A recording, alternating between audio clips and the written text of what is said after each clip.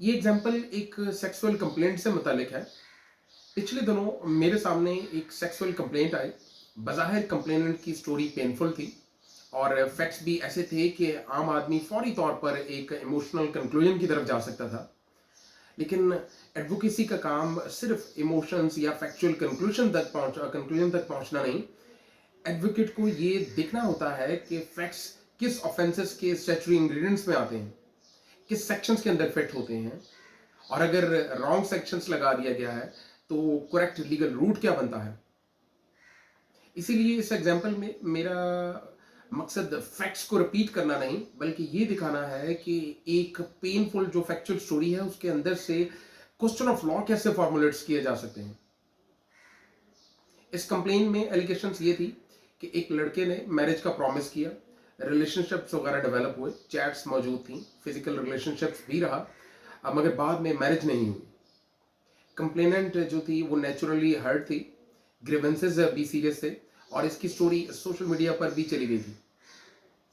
जब matter report हुआ तो पुलिस ने शायद कंप्लेनेंट्स की पेन या वो सोशल प्रेशर्स और इसी तरह लीगल मिसक्लासिफिकेशंस की वजह से सेक्शन 376 ऑफ पीपीसी यानी रेप के ट्रैक पर इसे डाल दिया। अगर हम सिर्फ फैक्ट्स देखें तो स्टोरी ये बनती है कि प्रॉमिस ऑफ मैरिज था, रिलेशनशिप रहा, फिजिकल रिलेशनशिप हुआ, मैरिज नहीं हुई और कंप्लेनेंट हर्ट हुई, मैटर रिपोर्ट हुआ। ये सारे क्वेश्चन ऑफ फैक्ट्स ही हैं ना, और सेक्शन 376 ऑफ पीपीसी लगा दिया गया।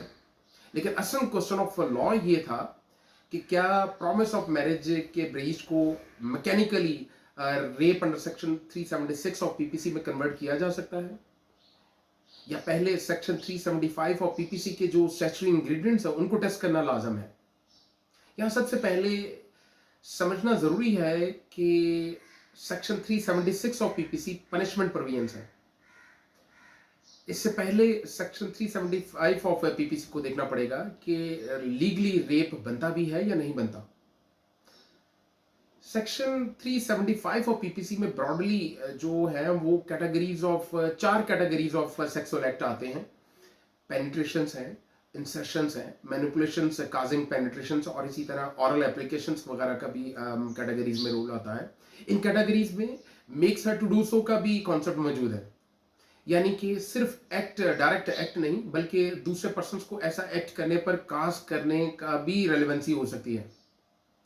लेकिन सिर्फ एक्ट काफी नहीं, इन एक्ट्स के साथ सेक्शन 375 की वो जो स्टैट्यूटरी डिस्क्रिप्शंस हैं उनको भी सेटिस्फाई करना चाहिए। क्वेश्चन ये होगा कि क्या एक्ट अगेंस्ट द विल था, क्या कॉन्सेंट एब्सेंट थी, क्या कॉन्सेंट फियर ऑफ डेथ और हर्ट के तहत ली गई, क्या कॉन्सेंट इस बिलीव पर दी गई कि अक्यूज लॉफुल हस्बैंड है, या इंटॉक्सिकेशन मौजूद थी, अनसाउंडनेस थी, स्टूपिफाइंग सब्सटेंस मौजूद थे, इसी तरह इनएबिलिटी और एज का फैक्टर हो सकता है, इसी तरह जो इनएबिलिटी टू कम्युनिकेट कॉन्सेंट्स का इशू हो सकता है।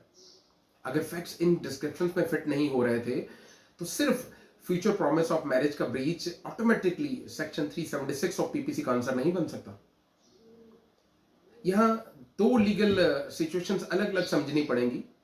एक सूरत तो यह है कि वुमन जानती थी कि इसका निकाह नहीं हुआ मगर फ्यूचर प्रॉमिस ऑफ मैरिज पर रिलेशनशिप में रही, और दूसरी सूरत यह है कि अक्यूज ने उसे धोखे से यह बिलीव करवाया कि वो लॉफुली मैरिड है। ये दोनों लीगल कैटेगरीज एक नहीं है।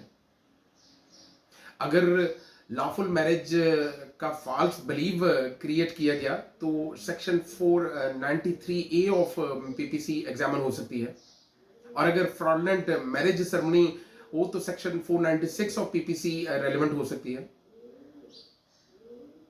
और अगर private parties lawfully married he नहीं थी और कंसेंसुअल जो कोहैबिटेशंस का एलिमेंट था तो सेक्शन 496 ऑफ बी जो पीपीसी है यानी कि फॉर्निकेशन है उसका क्वेश्चन भी थ्योरेटिकली अराइज हो सकता है। मगर इसे ब्लाइंडली अल्टरनेट रेमेडी नहीं समझना चाहिए, क्योंकि ये कंप्लेनेंट को भी क्रिमिनल एक्सपोयर में ला सकता है।